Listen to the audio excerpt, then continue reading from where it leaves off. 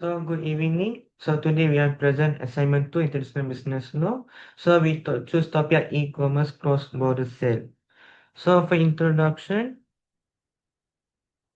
I want to talk about Soga in Malaysia 1957, which uh, Malaysia Soga 1957 was based on the UK older law Soga 1892. So it regulates contract in terms of goods sold and bought.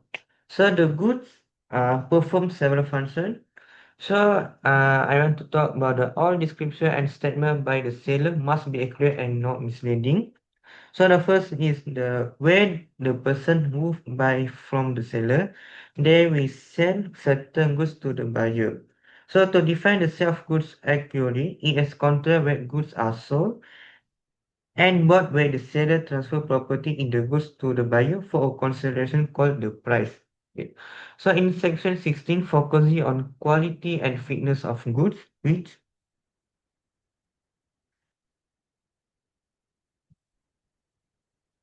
the implied terms in the contract will be included in the sales of goods. So,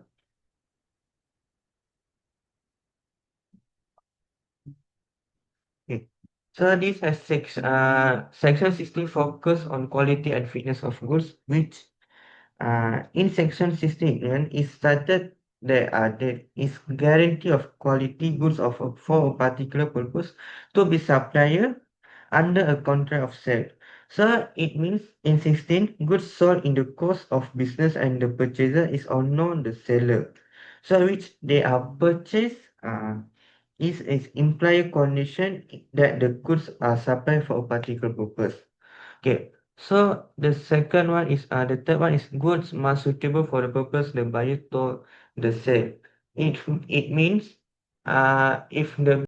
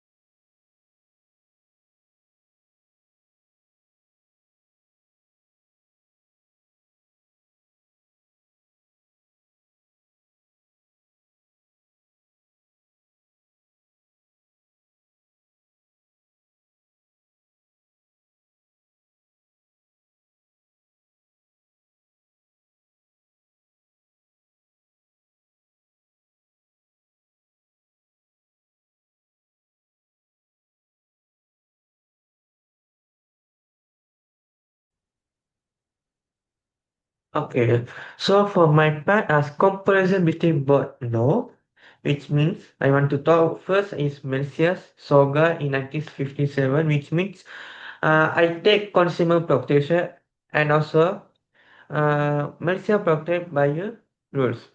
So first one, I want to talk about fitness for purpose. Basically, in SOGA 1957, Section 61A, so goods must be suitable for the purpose the buyer wants. This applies when so which means the buyer tells the seller the purpose, which means how the which means the buyer want to tell about the material of goods to seller, which means which goods the buyers prefer, and also what buyer to sell and all.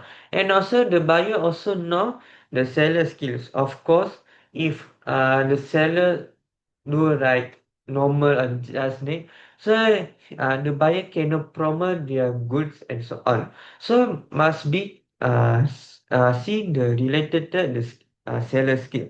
If the skill are more advanced so on the seller do, so we supposedly we take for them. So of course, second, the goods are not bought under a special trade name. Of course, uh, the seller have their own goods, no like order under company and sell. No need, cannot. So the seller want their own goods. They do own goods. So the last one, if the buyers does not state purpose, Section 16 still protects them if the goods are not fit. Of course, if the buyer not, if the seller not the wrong purpose or not telling the how the name, so the buyer can do the judgment or of course like ask the money back. So second part is the Mainstable which means acceptable quality, which means goods sold must be in good condition and usable. Of course, if buyer take seller buyers buy seller goods, of course must the good condition and usable. So the buyer to want to sell the consumer, they also like related what they buy. So, and also, of course, rent to good condition. Of course, understanding because if the goods are the good condition and so on, the demand will be higher. Okay. So the next one is the if the description in the contract is general, the goods must be as long as reasonable. Of course, if the description about the goods like the general what the contract said, so maybe the buyer and seller will contract the more long term period. So and also, lastly is the fitness for a particular purpose. So these are the CPA, which is Consumer Protection Act 1999, Section 33, which means goods supplied to consumer must fit the specific purpose the consumer has. Of course, with the reputation, of course, the seller want to sell the goods for the consumer. Of course, the consumer must want to see the purpose, what they want to launch, and so on. So I like interact the consumer. So next one, the supplier must know the consumer purpose before the contract. Of course, if the consumer want what consumer want the goods. So what the consumer want to prefer the goods. So is in that case, so the supply know which consumer want to prefer goods so on, so they can contract with the business. So the next one is talk about UK SOGA, which is 1979, which means these are more related to business transaction. So I have three, which is first the implied terms, which means the terms automatically included in our contract. Of course, the implied terms like indirectly or directly the automatically want to have. So and also have title.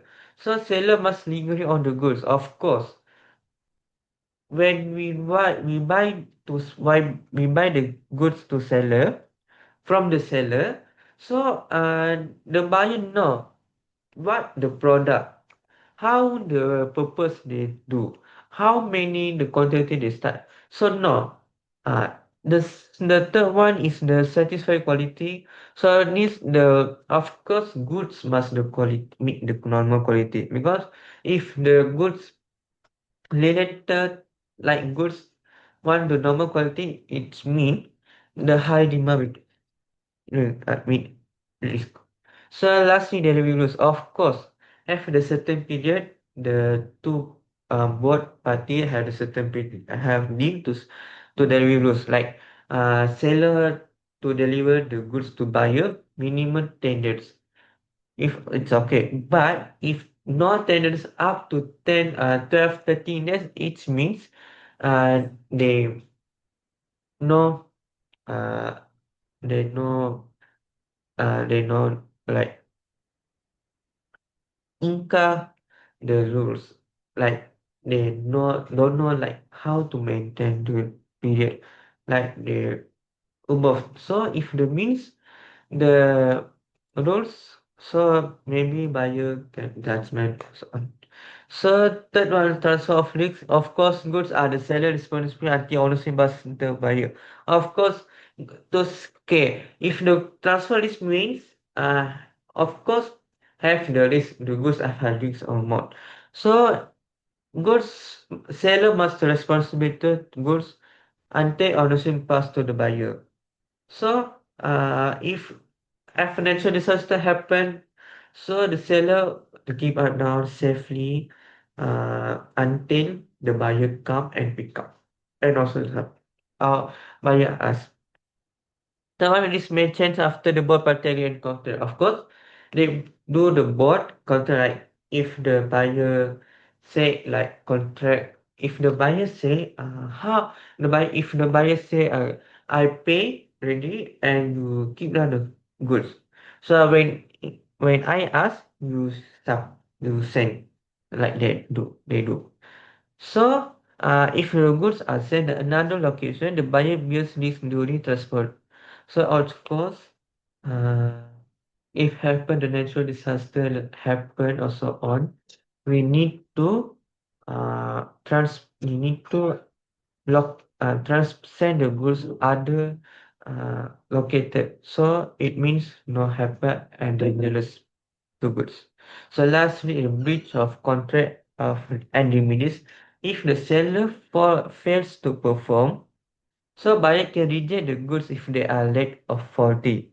Yeah. So example, seller uh, send delivery late. The delivery goods are very late, and of course the quality and so on, like they made so on. So in that case, buyer can reject the goods. If so, another thing, buyer also can claim compensation, because if the buyer loses order, so buyer can buyer can compensate reseller and give money. So that's my part.